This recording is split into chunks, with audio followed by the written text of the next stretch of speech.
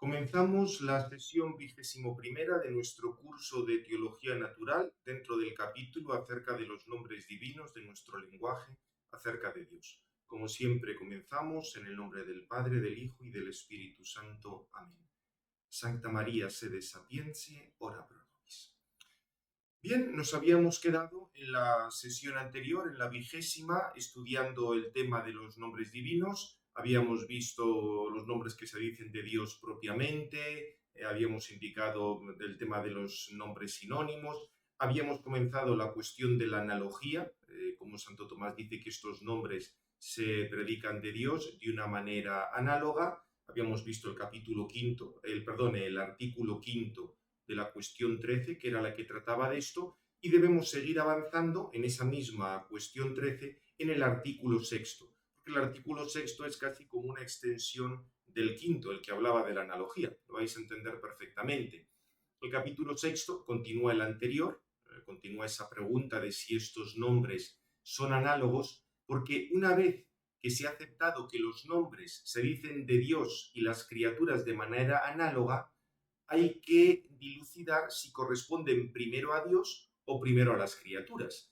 Acordaos lógicamente que si tenemos un análogo, Santo Tomás había recordado que en los análogos se dicen per prius de algo y per posterius secundariamente de otra cosa. Entonces, dado que estos nombres son análogos, ¿cuál es el prius? ¿Qué es lo primero de lo que se dicen?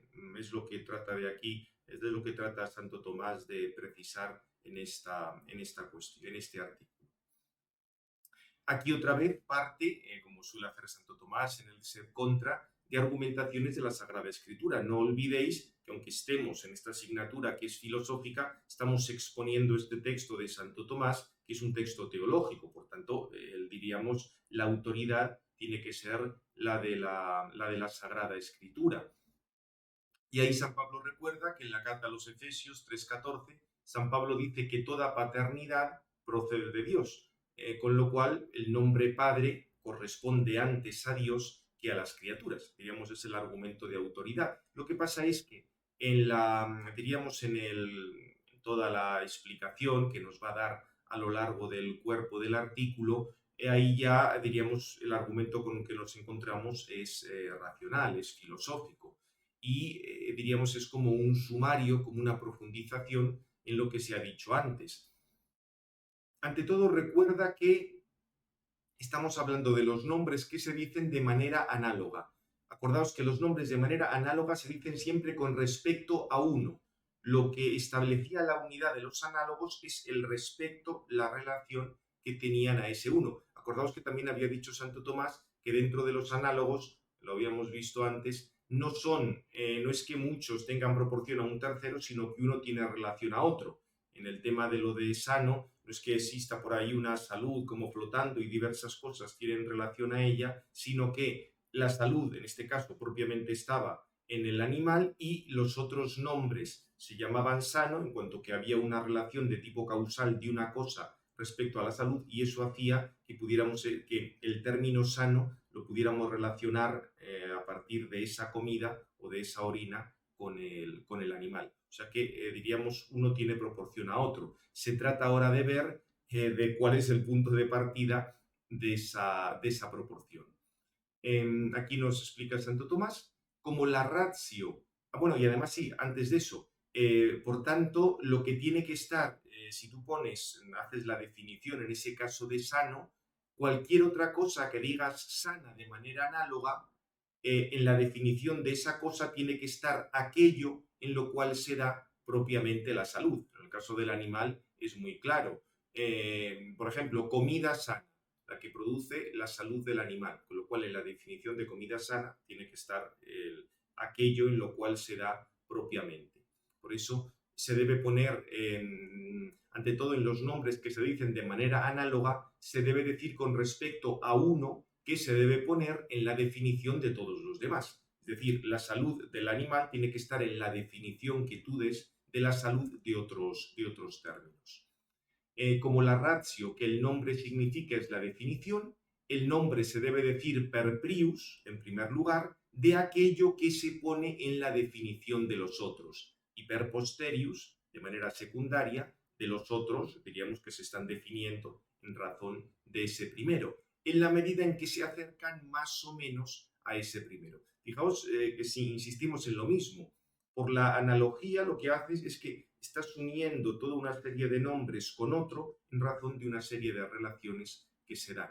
Entonces, por poner el ejemplo, como os he dicho antes, sano dicho del animal está en la definición de sano dicho de comida. ¿Por qué? Porque comida sana es la que causa la salud del animal, con lo cual, como veis, en la definición de comida sana tienes que poner la salud que propiamente está en el animal, o en la definición de sano aplicado a la orina. Es orina que muestra que un animal está sano, entonces la orina es sana. O sea que, como veis, en la definición se pone aquello donde está per prius, en primer lugar, donde se cumple per prius ese nombre del que estamos hablando.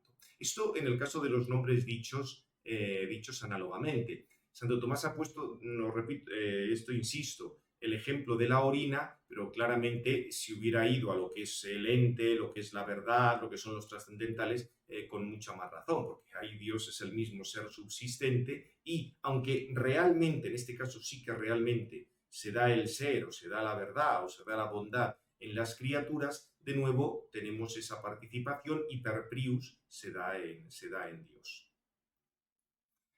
Eso respecto a los nombres análogos. En el caso de los nombres metafóricos es distinto, porque aquí donde se dicen propiamente es de las criaturas. Lo único aquí indicamos semejanza, simplemente que hay algunas semejanzas respecto a las criaturas. Pero si tú hablas, por ejemplo, del nombre león, Dios no es propiamente un león. Un león propiamente son los que están en la selva o en el zoológico o donde sea, el tipo este de mamífero felino que tiene unas características. Ahí cuando lo aplicamos a Dios, solo decimos que, por ejemplo, Dios es fuerte en sus obras como el león es fuerte en las suyas. Fijaos que aquí la analogía sería de proporcionalidad. El león, o sea, un león del zoológico, un león felino, es proporcional a sus obras, hace sus obras como Dios hace las suyas. Y ahí tendríamos esa fortaleza. Por eso, en este caso, en el de los nombres metafóricos, el significado no se puede definir a partir de Dios, sino a partir de las criaturas. Si hablamos de los nombres que se aplican propiamente a Dios, si se siguiera la teoría de los que afirman que solo habría que aplicarlos a Dios porque es causa de otras cosas o porque niega una imperfección, aquello Dios es bueno porque es causa de la bondad y porque no es malo. Volveríamos a lo mismo. Ese nombre, en ese caso, se referiría especialmente a la bondad de la criatura y encerraría en su definición a las criaturas, no a Dios. Con lo cual, con esto Santo Tomás saca un argumento más para criticar esa opinión de Maimónides, que había dicho que los nombres solo se aplicaban a Dios en cuanto que es causa de las cosas o en cuanto que niegan las limitaciones que hay en las cosas. Repito, por supuesto que en Dios hay que negar esas limitaciones de las cosas y hay que decir que Dios es la causa, pero en el nombre, los nombres divinos no simplemente son eso. Si fueran lo que decía Maimónides, como aquí nos dice Santo Tomás, en primer lugar le corresponderían a las criaturas y no a Dios. Sería algo así como los nombres metafóricos. Por eso aquí vuelvo a insistir, citando a Santo Tomás, ya dijimos que esos nombres también se dicen esencialmente de Dios. Pues al decir que Dios es bueno, no se indica solo que es causa de la bondad, sino que esa bondad está en él de manera eminente. Por eso, en general, estos nombres, respecto a la realidad significada por el nombre, fijaos, estamos siempre en la distinción entre la realidad significada y el modo de significar. Respecto a la realidad significada por ese nombre, se dicen antes de Dios que de las criaturas, porque esa perfección procede de Dios. Respecto a aquello por lo cual se pone el nombre, aquí Santo Tomás introduce esta, digamos, no hace la, perdón, aquí no es que haga esta distinción entre la realidad significada y el modo de significar, sino la realidad significada y aquello por lo cual se ha puesto ese nombre.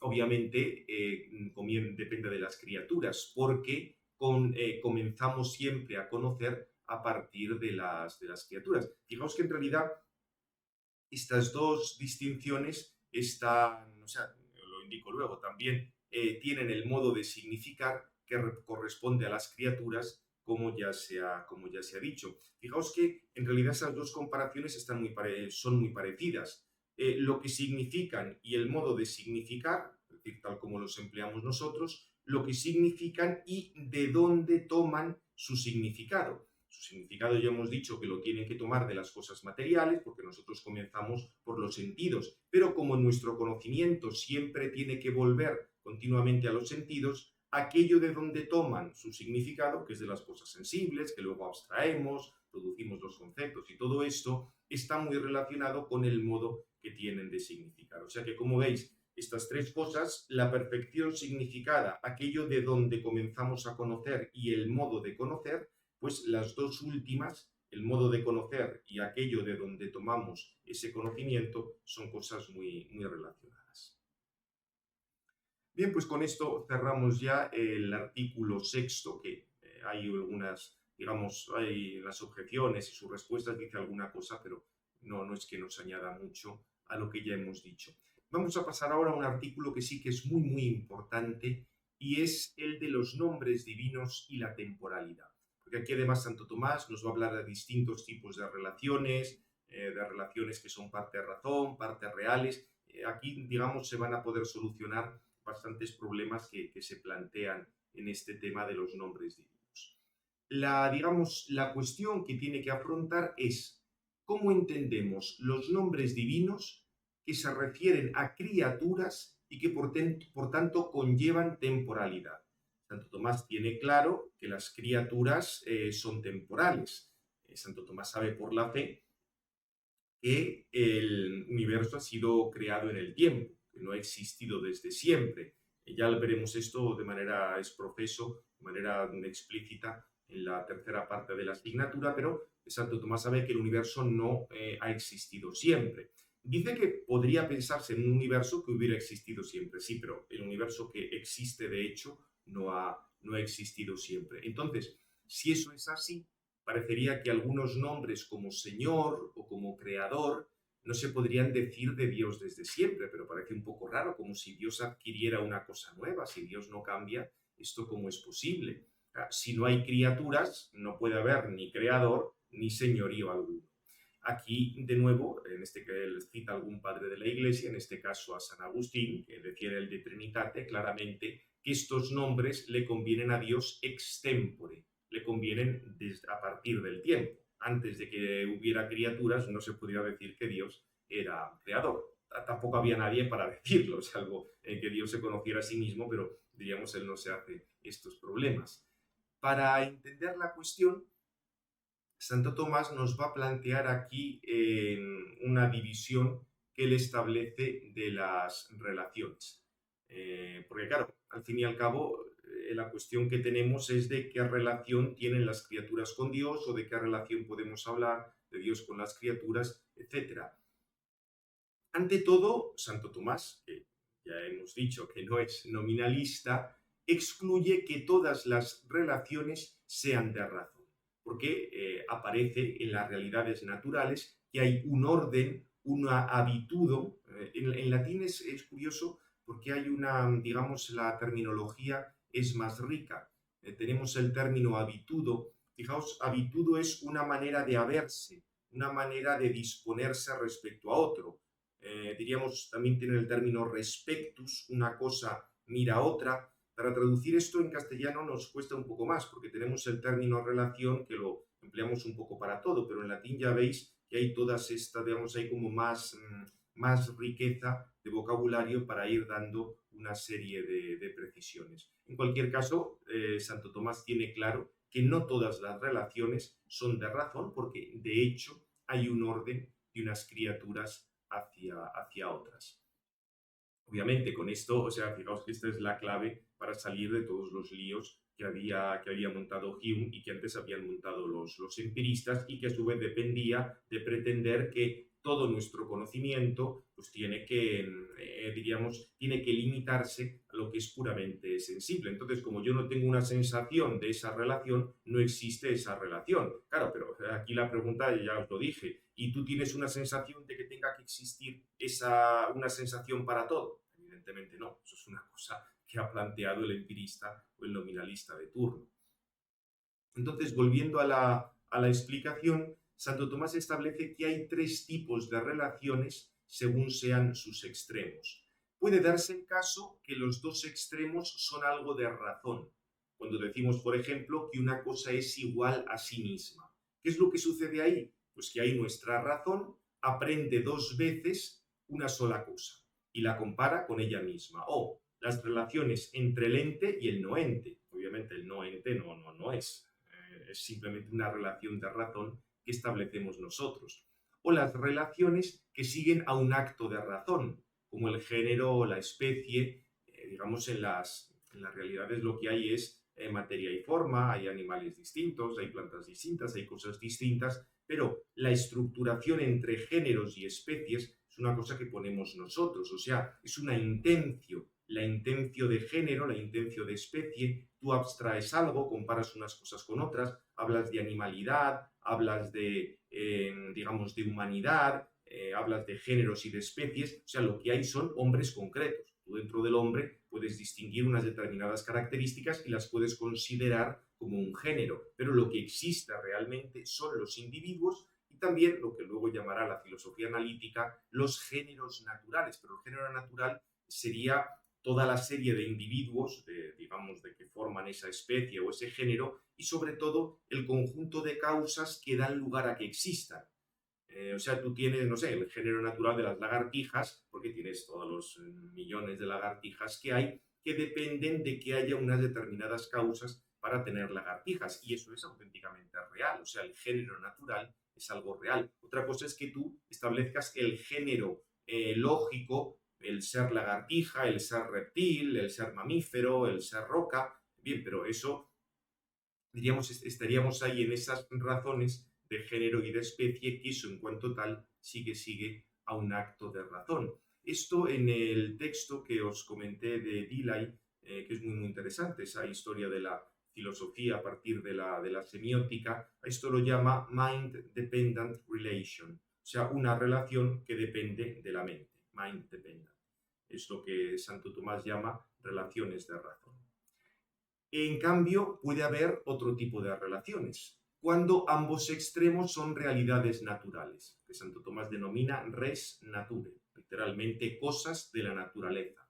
De manera que la relación entre ambos corresponde a ambas partes, como las relaciones que se basan en la cantidad, porque la cantidad está realmente en ambos extremos.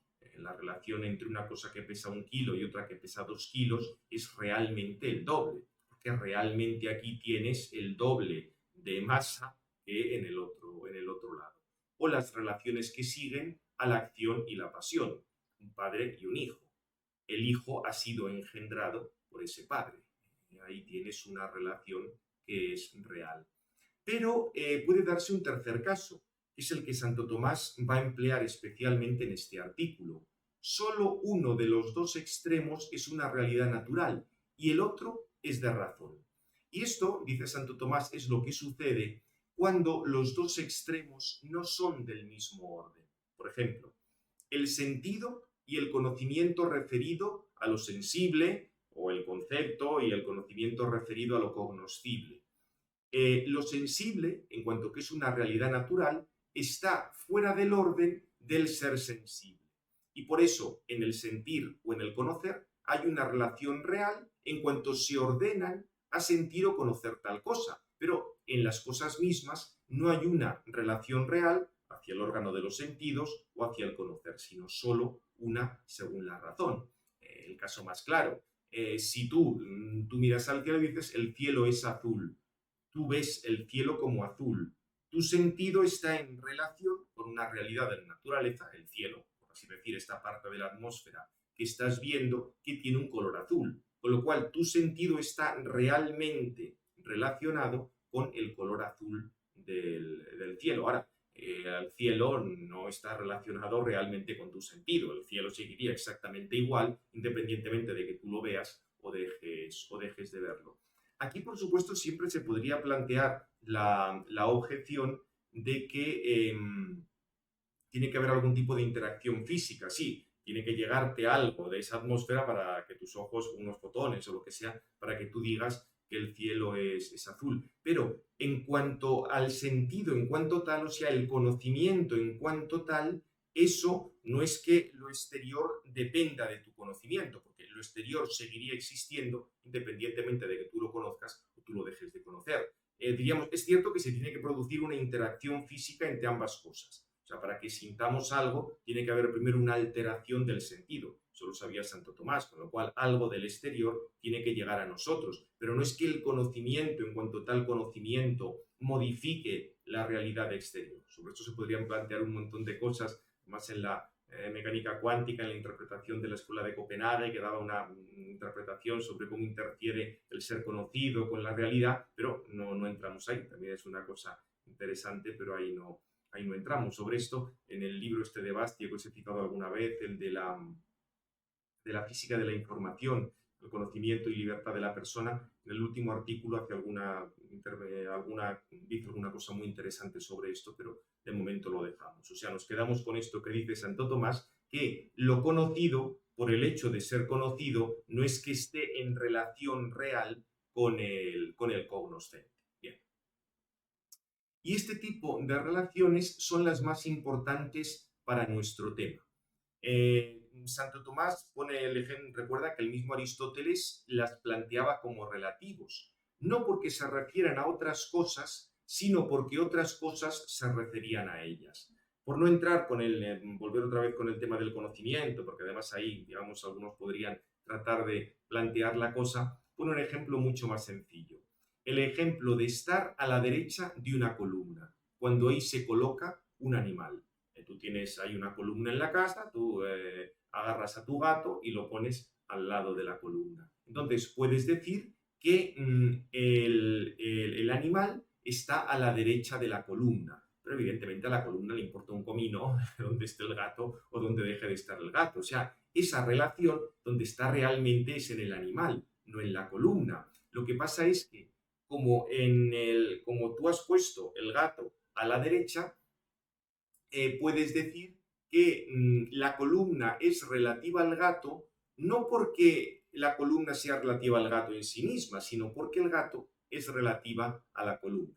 Aquí la frase os la pongo aquí. El mismo Aristóteles las planteaba como relativos, no porque se refirieran a otras cosas, sino porque otras cosas se referían a ellos. Con lo cual tenéis una relación que es real por parte de uno de los dos relativos, al que hemos colocado en un lado, pero el otro, diríamos, sería una relación de razón, porque no es que haya cambiado, no es que la columna haya cambiado porque tú el gato lo hayas puesto ahí.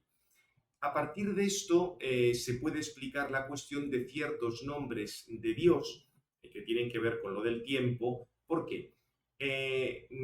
Dios está fuera del orden de la criatura y todas las criaturas se ordenan a Él y no al revés. Fijaos que aquí Santo Tomás está diciendo una cosa profundísima. Vamos a leer el texto y ahora lo comento. En Dios no hay relación real hacia las criaturas, sino de razón, por cuanto las criaturas se refieren a Él. Por ello, los nombres de Dios que tiene relación con la criatura se pueden predicar de Dios según el tiempo. No hay cambio en Dios, sino en las criaturas. Un ejemplo es la columna. La columna se hace diestra respecto al animal sin cambiar para nada la columna. Basta cambiar al animal de sitio. O sea que en ese sentido, las criaturas dependen de Dios, pero Dios no depende de las criaturas. O sea, esto es una cosa que a veces puede llamar la atención. Esto luego es importantísimo para el resto de la teología. Las relaciones entre Dios y la criatura son reales por parte de la criatura, porque la criatura depende realmente de Dios, pero son de razón por parte de Dios, porque Dios no depende de la criatura. Y eso no quiere decir que Dios no esté relacionado, pero se dice que Dios está relacionado con la criatura porque la criatura está relacionado con Él. O sea, en ese sentido se podría decir que son relaciones asimétricas. Van de un lado al otro, pero no del otro lado al primero. Y esto va a profundizar más en la respuesta a las objeciones.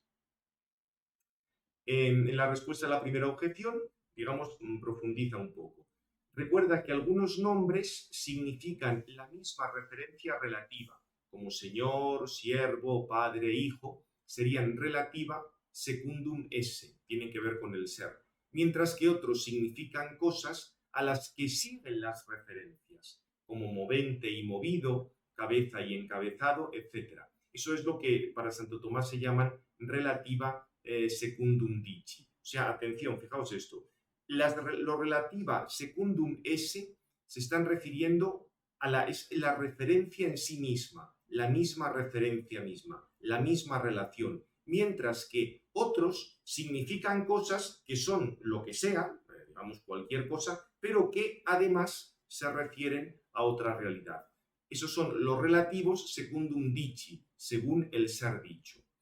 En los nombres divinos, que significan la referencia misma respecto a la criatura, como Señor, no significan la sustancia divina directamente, sino que la presuponen, como el dominio presupone la potestad, que es la sustancia divina. O sea, tú tienes que decir que propiamente la potestad divina, el poder divino, se identifica con su esencia. Y de ese dominio, de esa potestad, nosotros establecemos que hay un dominio de Dios sobre la criatura. Otros nombres, en cambio, significan directamente la esencia divina y consiguientemente conllevan esa referencia, como Salvador, Creador, que significan la acción misma de Dios que se identifica con su esencia. O sea, tanto en algunos nombres que se refieren a la, diríamos, Señor, es un modo de decir que hay potestad, la potestad se identifica con la esencia divina, mientras que otros como Salvador o Creador hacen referencia a la acción misma y la acción se identifica con la esencia divina. En ambos casos, o sea el nombre de Señor como el nombre de Creador, aquí como veis Santo Tomás hace esa pequeña diferencia, se dicen temporalmente de Dios en cuanto a la referencia que suponen. O sea, no es que Dios cambie con el tiempo, sino que lo que cambia con el tiempo es la criatura que comienza a existir y antes no existía. Bien, son pequeños detalles, esto también podríamos profundizar. Esto luego es muy, muy importante para toda la teoría de los signos. De nuevo, en esas obras de Dilley que os he citado, profundiza en esto, la diferencia entre lo relativa secundum dici, esto se va a llamar luego relación trascendental frente a la relación categorial, que son los relativa secundum esse. Pero en este momento ahora eso no nos interesa. Bien, en la respuesta ad secundum aclara que las relaciones que se dicen de Dios temporalmente solo están en Dios secundum rationem. De igual modo que el hacerse o ser hecho se dice secundum rationem. Aquí, por ejemplo, Santo Tomás hace referencia a alguno de los salmos, pensando que él los recitaba en latín. Cuando algún salmo dice Dominus factus est refugium meum, el Señor ha sido hecho, se ha convertido en mi refugio. Es una manera de hablar, o sea, esa relación temporalmente está en Dios secundum rationem. Dios no cambia y precisamente porque Dios no cambia podemos refugiarnos en Él. Por eso dice que cuando se establecen esas relaciones de Dios temporalmente, el Señor ha sido hecho, se ha convertido en mi refugio, son algo secundum rationem. Aquí, como veis, tiene bastante aquello y toda una serie hay 5 objeciones porque el tema era importante y Santo Tomás quiere profundizar. La tercera objeción aclara que como la operación del entendimiento y la voluntad está en el que actúa, los nombres que significan las relaciones que sigan al entendimiento y la voluntad se dicen de Dios desde la eternidad. Ahora bien, lo que sigue de esas acciones, según el modo de entender, hacia los efectos temporales, se dice temporalmente. O sea, es cierto que si hablamos de nombres que significan, diríamos, relaciones que siguen al entendimiento y la voluntad, eso podrías decir que está en Dios desde toda la eternidad, porque no es que haya cambiado el conocimiento y la voluntad de Dios para crear, pero los efectos de esas acciones sí que son temporales, como creador o salvador, omnipotente, libre, inteligente, eso son cosas que corresponden a Dios desde toda la eternidad, mientras que creador o salvador le corresponden con el tiempo. Atención aquí una cosa, no os confundáis, porque eso también lió mucho Hubo bastantes errores en ese sentido. El maestro Eckhart, luego en el siglo XX, dentro de las muchas cosas absurdas que dijo Teilhard de Chardin, no podía faltar esta. Parece que es como si hubiera una confusión en algunos autores entre la acción de Dios y el resultado de la acción de Dios. O sea, la acción de Dios de creación, en cuanto a acción, se identifica con la esencia divina, y eso es eterno. En Dios no es que haya una distinción entre su esencia y su actuación, pero el resultado de esa acción, eso sí que es temporal, y eso no se puede identificar con la esencia divina. O sea, tú puedes decir que la esencia divina se identifica con la acción de crear, pero tú no puedes decir que la esencia divina se identifica con la creación, que es el resultado de esa acción. Como veis, es tener presente todo lo que hemos dicho, todo lo que estamos diciendo de la analogía. O sea, estas cosas se realizan de Dios de una manera que se nos escapa. Cuando las quieres entender de modo humano, la cosa se lía. Es como querer aplicar pasiones a Dios o querer aplicar, no. En Dios, por supuesto, hay amor, pero no un amor como una pasión, con un movimiento, diríamos, interno de órganos o de fluidos corporales o lo que sea, no. Dios es otra cosa completamente distinta. Y ya digo que con este tipo de acciones hay que tenerlo muy claro. Una cosa es la acción, que en cuanto tal se identifica con la esencia divina, y otra cosa es el resultado de la acción, en este caso la creación, que es distinto de la esencia divina. En algunos planteamientos de tipo platónico, como el que tuvo el maestro Eckhart, había un lío bastante monumental entre una cosa y otra, al no tener claro del todo esta trascendencia de Dios y ser como una cosa descendente desde el uno hasta las criaturas, a veces se liaban un poco las cosas. En este punto ya os digo que el mismo Teilhard, alguna cosa que dice sobre esto, lía enormemente el asunto. Y esto que hemos dicho de la encarnación, perdón, de la creación, fijaos que también sucede respecto a la encarnación. La encarnación quiere decir que la humanidad de Cristo queda unida al verbo, pero no que cambie Dios o que cambie el verbo, que se transmute o no se sabe qué cosa. Eso ya los padres de la Iglesia lo dejaron claro, pero hoy no entramos porque eso sería cristología y nos salimos de nuestro campo. Bien, y luego quedan un par de objeciones. Algunos podrían, o sea, se podría decir que con esta explicación parece que Dios no es realmente creador o salvador, porque esto sería como simplemente una relación de razón.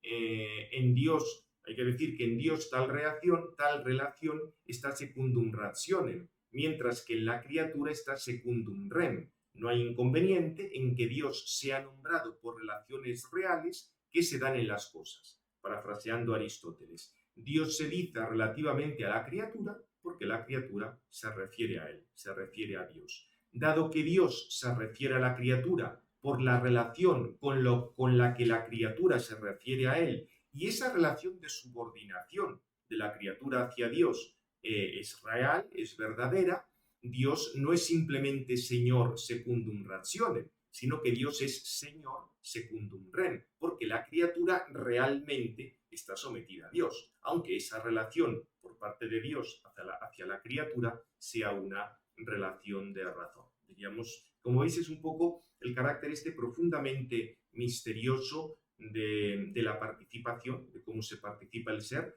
Con esto, también en el que quiera profundizar en el libro de Panizzoli, en lo que ya no hemos tratado, encuentra bastantes cosas, porque claro, esto es una intuición muy importante en Santo Tomás, que luego se puede aceptar cierta formalización, porque con esto estás introduciendo en la participación la asimetría.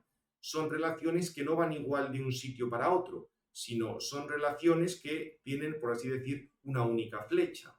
De Dios a las criaturas o de las criaturas a Dios, según como lo plantees, pero en cualquier caso hay una asimetría. Y también es muy interesante porque, si os fijáis, Santo Tomás ha dicho que el conocimiento es algo de este tipo.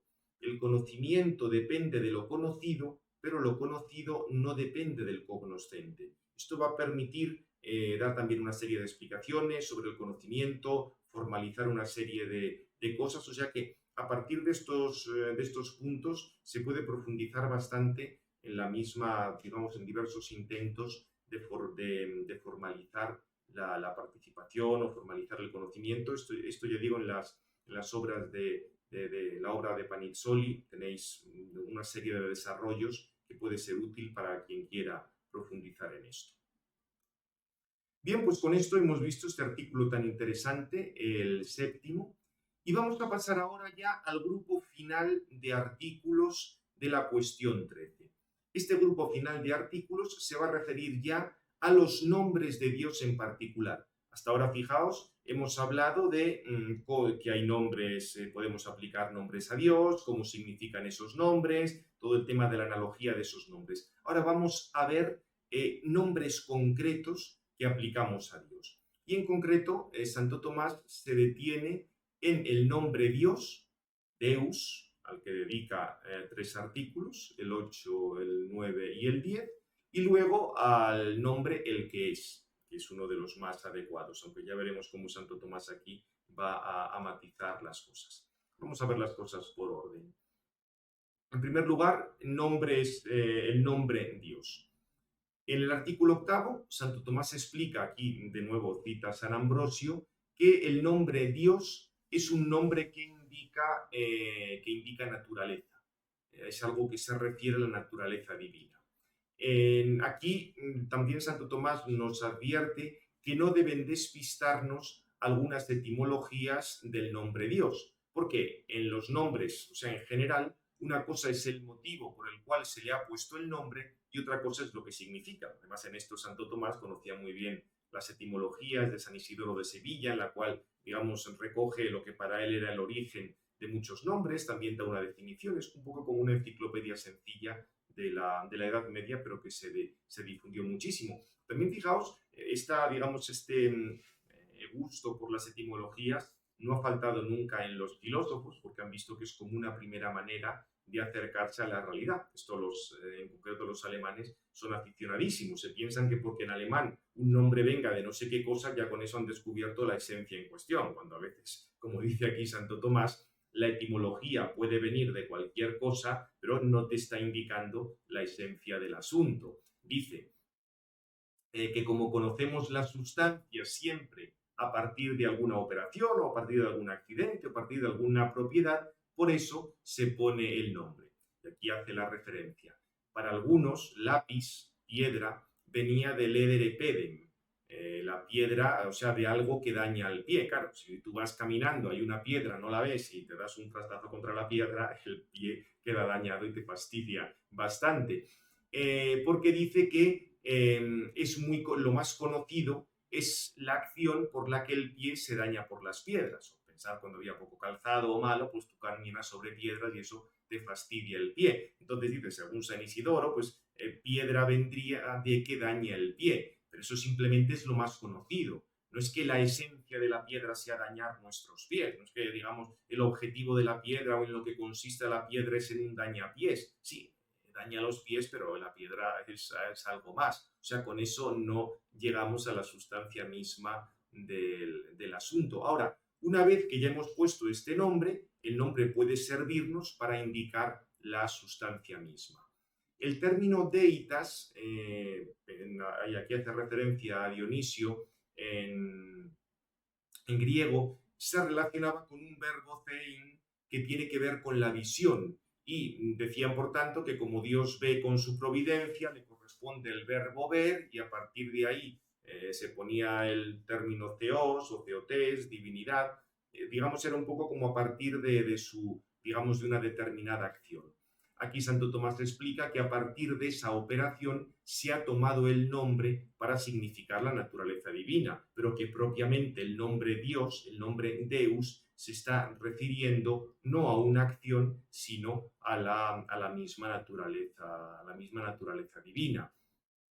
De todos modos, en la respuesta a la segunda objeción, nos recuerda que no es que a partir de los efectos podamos conocer la naturaleza de Dios, porque acordaos, siempre ha dicho Santo Tomás que propiamente el quid est de Dios no lo conocemos. A partir de los efectos sabemos que hay Dios, que Dios es. Lo que pasa es que tomamos este nombre, en el caso Deus, para indicar que hay algo que existe sobre todo, que es principio de todo y que es separado de todo. Aquello que dijimos, no es que el nombre Deus, Dios, esté significando tal cual la esencia divina, porque la esencia divina se nos escapa. Lo que pasa es que estamos connotando, dando una serie de significados a ese nombre Dios, Deus, como esto, algo que está por encima de todo, que es principio de todo, que está separado, etc.